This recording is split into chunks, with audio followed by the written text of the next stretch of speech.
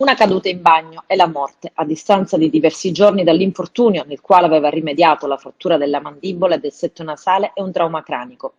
Pietro Chiarenza, 64enne di Grotte, reo confesso dell'omicidio del fratello Roberto, 56 anni, giudicato totalmente incapace di intendere e volere in seguito a una perizia e per questo detenuto in una comunità della provincia di Agrigento dopo un iniziale periodo di carcerazione, è morto. Il terzo fratello adesso ha presentato una denuncia ai carabinieri dando incarico al suo legale Loretta Severino di sollecitare indagini che chiariscano se i soccorsi sono stati tempestivi e quali sono le tempistiche precise dell'episodio che, secondo la difesa dello sfortunato grottese, presenterebbero troppi aspetti da chiarire.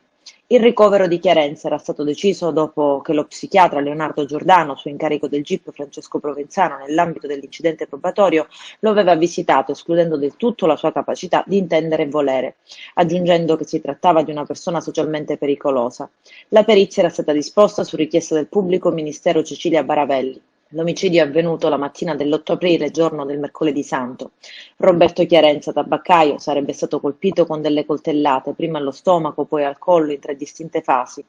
Dopo due tentativi di fuga, durante i quali l'uomo è riuscito a difendersi infilando un dito nell'occhio del fratello, l'omicida sarebbe riuscito a chiudere una porta a chiave e a colpirlo numerose altre volte, fino a quando non ebbe la certezza che il suo bersaglio fosse morto.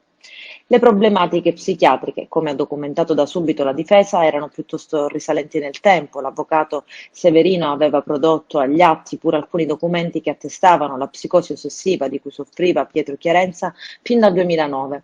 L'uomo quindi era stato ricoverato in una struttura di Castrofilippo. Poi la caduta e il ricovero, prima al Barone Lombardo di Canicattì, poi al San Giovanni di Dio di Agrigento. Infine la morte che segna una nuova puntata di una maledizione familiare, visto che anche i genitori erano deceduti a distanza di un giorno.